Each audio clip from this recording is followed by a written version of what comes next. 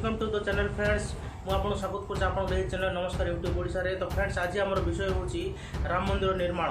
जेपरिक आप जाणी सारी सुप्रीम कोर्ट ऑर्डर दे सारी राम मंदिर निर्माण पाई। तो राम मंदिर निर्माण पाई किपरि योजना चलती और क्यों प्रकार मंदिर बनबो से विषय आज आमर ये वीडियो।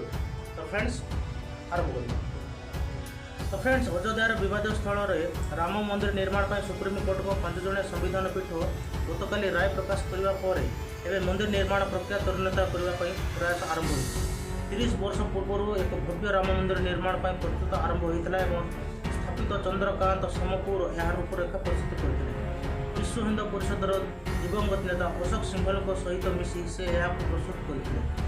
राम मंदिर निर्माण कार्य जदि 2000 कारीगर नियोजित हे ताले 2.5 वर्ष मध्य मंदिर निर्माण शेष हम बोली से कहते। निर्माण प्राय 100 कोटी टंका खर्च हो बोली आकलन कर। गुजरात में रोकवा चंद्रकांत परिवार अनेक पीढ़ी धरी देशर विभिन्न अंचल में मंदिर डिजाइन प्रस्तुत कर। परिवार सोमनाथ मंदिर डिजाइन करते। लंडन में स्वामीनारायण मंदिर मात्र 2 वर्ष मध्य निर्माण कर। चंद्रकांत कहते से 6 मास धरी छोट डिजाइन उपरे काम करते। राम मंदिर को नागरा शैली कर से गुरुत्व आरोप कर।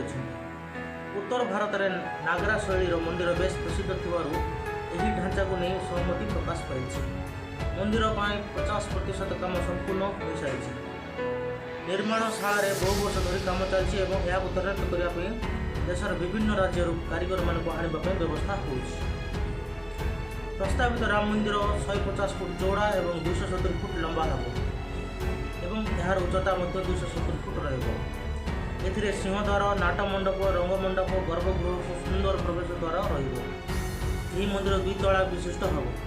तले मंदिर उपरे राम दरबार मंदिर में 221 स्तंभ और प्रत्येक स्तंभ में देवी देवता आकृति मंदिर परिसर में सन्थ निवास, कर्मचारी निवास, प्रशासनिक भवन, भोजनालय आदि तेज यार निर्माण कौन से लुहार व्यवहार कर चंद्रकांत कहते।